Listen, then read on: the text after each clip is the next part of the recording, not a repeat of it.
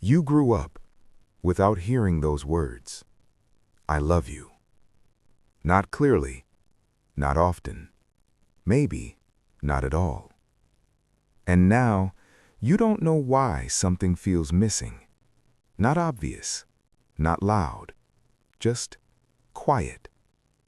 Like a space inside you that never got filled. You learned to read people instead of being reassured by them. You noticed tone, mood, energy. Because love wasn't spoken, it had to be guessed. You became careful. Careful with what you say, careful with how you act, careful not to upset anyone. Because when love is uncertain, your brain starts treating it like something fragile, something that can disappear without warning. So you adapt. You become the easy one, the understanding one, the one who doesn't ask for too much. Not because that's who you are, but because it felt safer. Psychology calls this attachment adaptation. When emotional needs aren't clearly met, your brain doesn't stop needing them.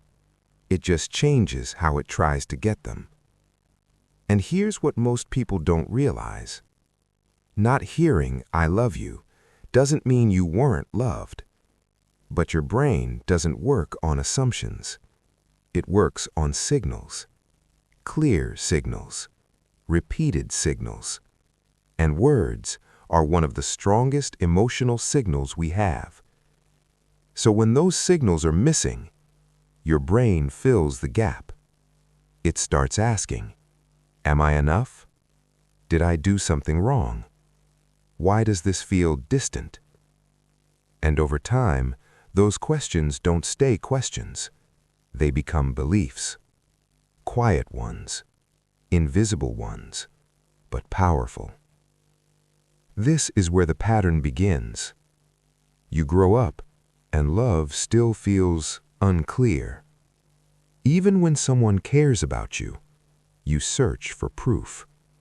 You analyze their behavior, their tone, their consistency, because your brain learned, if it's not clear, it might not be real.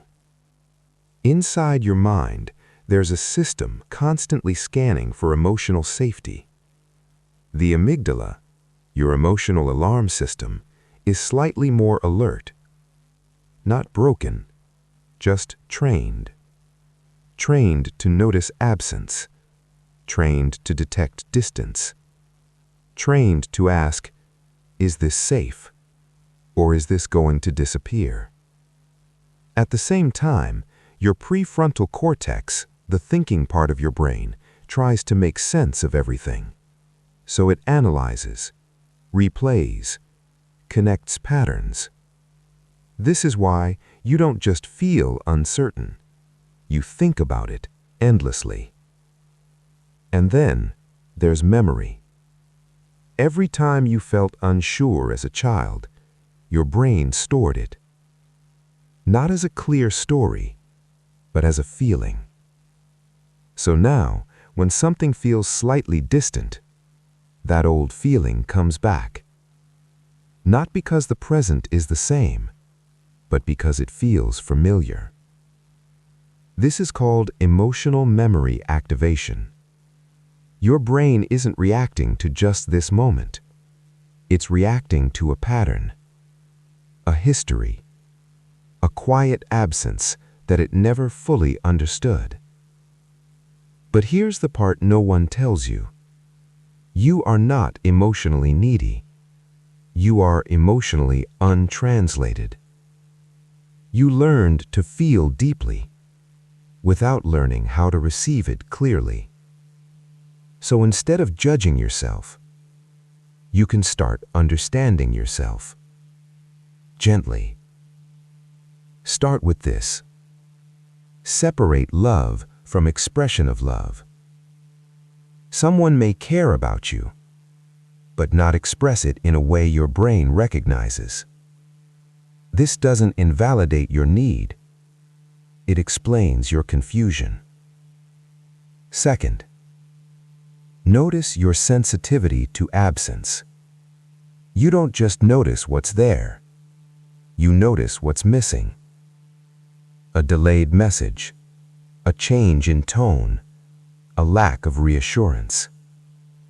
Your brain highlights absence because it was trained to.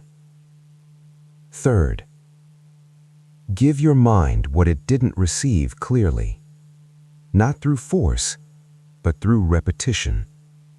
Simple internal statements. I am allowed to feel loved. I don't have to earn closeness. Silence does not always mean rejection. This isn't motivation. This is neural retraining. Because the brain changes through repetition, not intensity. Fourth, learn to tolerate uncertainty. Slowly. Love is not always loud, not always verbal, not always consistent in the way you expect.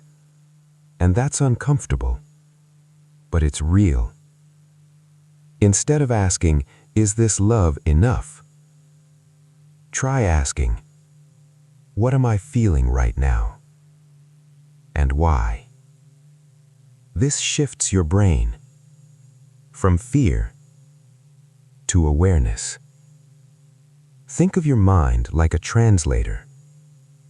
It was never given a full dictionary for love, so it tries to interpret incomplete signals, sometimes correctly, sometimes not. Your goal is not to erase that system. It helped you survive. It made you observant, empathetic, deep. Your goal is to update it. Add new meanings, new experiences, new signals. Because you are not someone who lacks love. You are someone who learned to look for it in silence. And that changes how everything feels. So when you find yourself questioning, do they really care about me? Pause. Not to silence the question, but to soften it. Remind yourself, not everything meaningful was spoken in your past. But that doesn't mean it can't be spoken now.